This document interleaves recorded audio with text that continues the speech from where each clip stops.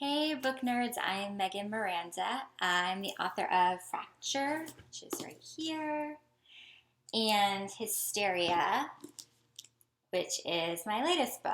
And Jean invited me here today to talk to you about my characters from Hysteria.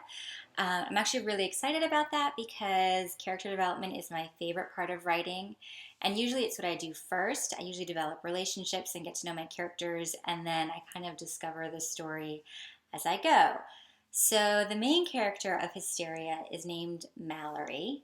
She's 16 years old and she's from New Jersey. And at the start of the book, she's sent away to her father's old boarding school in New Hampshire because she killed her boyfriend. So yeah, that happened. So there's this very distinct line between the Mallory that existed before this event and the Mallory that exists after. While I was writing her, I thought a lot about the idea of fight versus flight. Are you the person who's going to fight, or are you the person who runs? And I think a lot of the characteristics that make someone capable of being a villain also make them capable of being a hero in a different situation. And I really thought a lot about that while developing Mallory as a character, because I don't think Mallory knows who she is. She doesn't know exactly well, she thinks she knows what she's capable of. And a lot of the story is kind of discovering what kind of person am I, because this one event has really thrown her idea of herself for a loop. She thought she was capable of certain types of things, but I assure you she didn't think she was a killer. And so she really has to kind of discover what happened that night and figure out her role in those events. So Mallory's best friend is named Colleen, and she's pretty much my favorite character ever that I've ever written. She is fiercely loyal.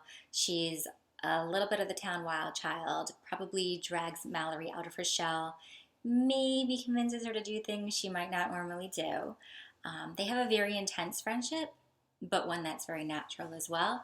But I think anytime there's like a real element of love in any sort of relationship, including friendship, there is an opportunity for a really intense dynamic and a push and pull. And their lives are very wrapped up in each other. They've known each other growing up, and even though Mallory leaves to go away to school, there is Colleen's not gone from the story. Hysteria is a psychological thriller. Mallory can't be charged for this crime that she commits, but there's something that she believes is stalking or haunting her.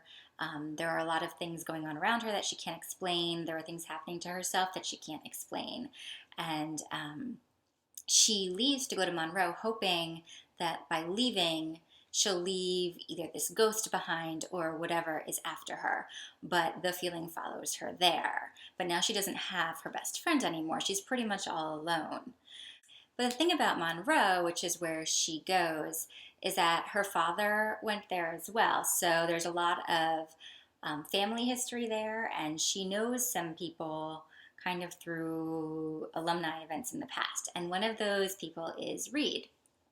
The last time Mallory saw Reed was 2 years earlier.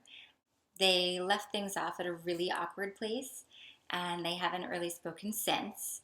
So they do have history, but Reed is remembering this Mallory from before, whereas Mallory's definitely a different person now. Anyway, he plays soccer, and he's got really great hair, and he likes Mallory a whole lot.